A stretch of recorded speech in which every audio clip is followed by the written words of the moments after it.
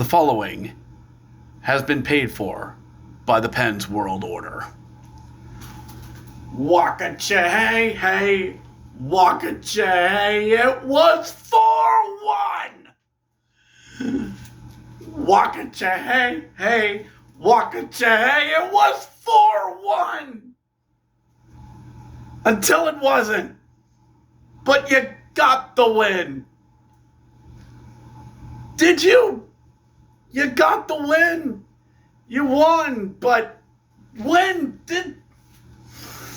What is hockey? What is hockey? Hello, everyone, and welcome to the Let's Go Pens fan react to tonight's game as the Penguins get a win and beat Florida team 5-4 in overtime in a game that could very well be described as bananas land.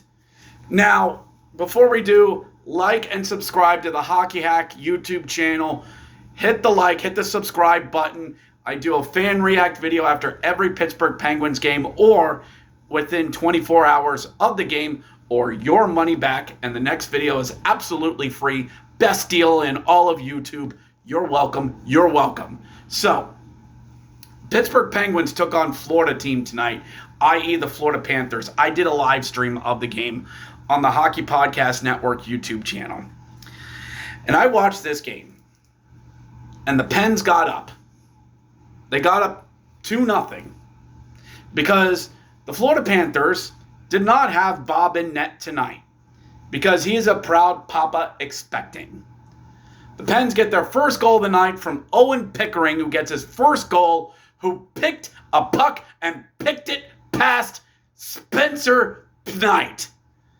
I just said that so that way there'd be a P in front of everything. But Owen Pickering, pickle-packed a Pickering shot past Spencer Knight.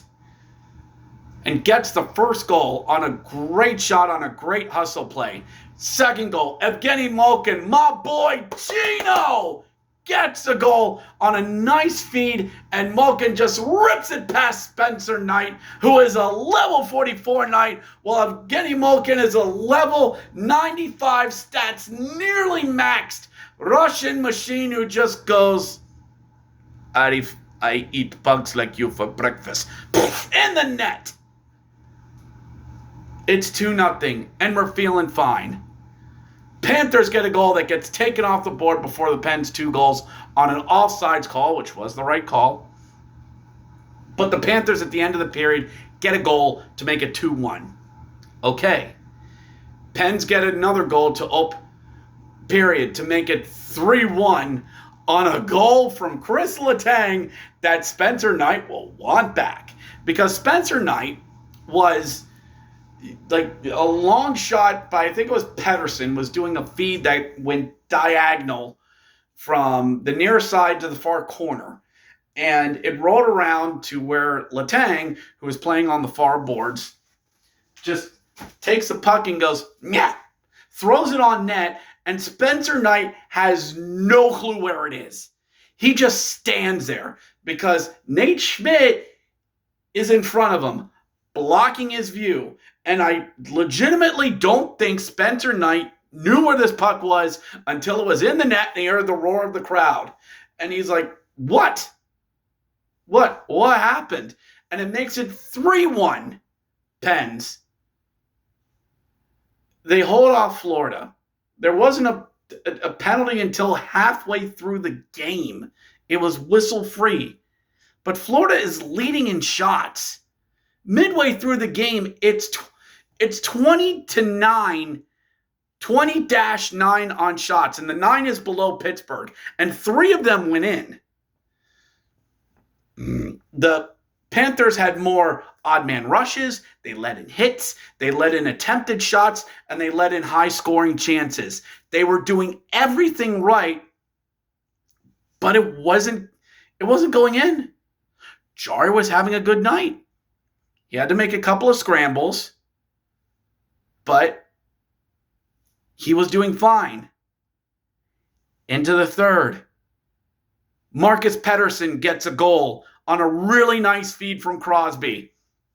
who just Crosby gets it along the near boards, feeds it to Pettersson, who just walks into the faceoff dot and just rips one high on Spencer Knight. Spencer goes low, Pettersson goes high, and it's 4-1 with 15 minutes to go in the game. And I said, in my infinite wisdom on the live stream, not even the Pens can mess this up. I was wrong. I was very, very wrong. Panthers get 2 goals in the span of 3 minutes to make it 4-3. Tkachuk gets 1. Sam Bennett gets 1. And I genuinely don't believe that the 2 goals were Jarry's fault. More of the team that was in front of him, and Florida knows what they have to do.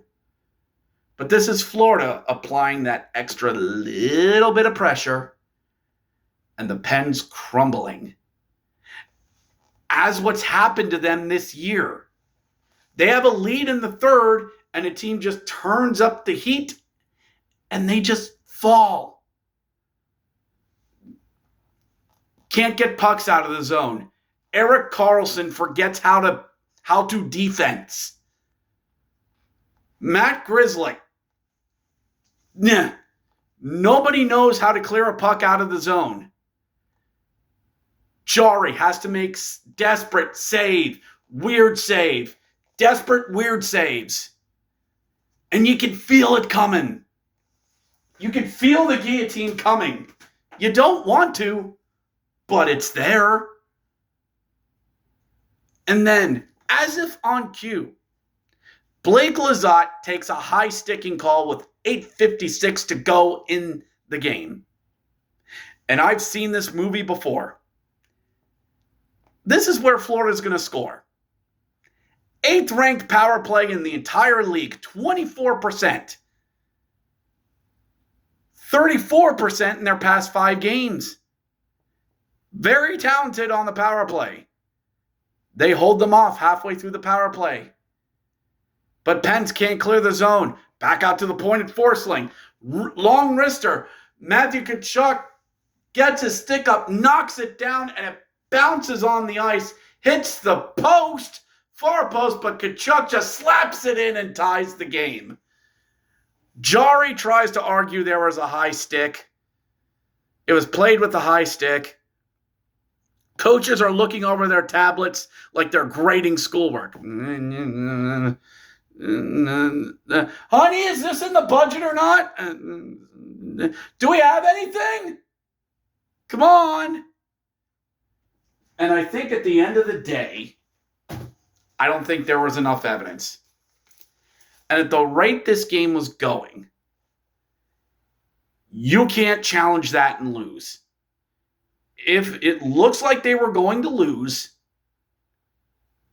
then the Panthers would have gotten a 2-minute power play where they just scored on 1. So either you swallow your pride and you take the tie, you challenge it, and even if you win, they're still on the power play. But if you lose, the game is still tied and they get another 2-minute power play. Take the L. And for the rest of the third, the Pens just survive. They just survive. And this is where that little extra from the Pens, that bounce back, that toughness, that chutzpah, that fans want when this team is down, to be able to claw back and get back and take back a game from a team that's been leading it, is not there. What I saw in the last 10 minutes, or should I say the last 7 minutes, when Florida was pressing, who on the Pens was going to say, get on my back, we're gonna win this? Nobody yet. And we go to overtime. And in overtime, Florida, we get a 3-on-1 chance led by Erik Karlsson, lol, who tries to feed Evgeny Malkin, who slides a puck on the ice that gets nowhere and knocked down by a frickin' Panther. Why are we paying this guy $10 million again? Panthers bring the puck back in. Malkin does a nice job of neutralizing Sam Bennett, throws the puck up the ice to Rust, who leads a 2-on-1 with Erik Karlsson, and Forsling lean the other way. Rust just looks and looks and looks. Stay on target. Fakes the pass, looks on the goalie, shoots, and he scores! Yes! Yes! Yes! Brian Rust ends it! Thank God! And the Pens win 5-4. How do you approach this? The cynic would say this should never have gone to overtime. Others will say, we won. It's 4 in a row. It's both. A 4-1 win over the defending Stanley Cup champions and their B-grade goalie would have shut a lot of people up. Hell, a gutsy 4-3 win would have shut a lot of people up. But instead, the same people are going to say the same problems about this team, including yours truly. Still can't hold leads. Still looking around for a hero. Jari came back down to earth a little bit. We won. The issues are still there. Yes, the car got us home and into the garage, but it's still leaking oil. I still got to pour 1030W oil into this car every time I want to go somewhere. So, we win. Yes. But the problems are still there. And we don't play again until Friday, I believe. And that's on the road against the Rangers, a team that is vulnerable, a team that could be beatable, but it could get very ugly. They're on 34th and 36th Street. So we will see. So what do we do when we go to New York in this state? To quote the great Megatron from Transformers Beast Wars, gamble and pray the dice fall in my favor. We're on a 4-game winning streak. Let's just see what happens at MSG. Let's go Pens and join the PWO, brother.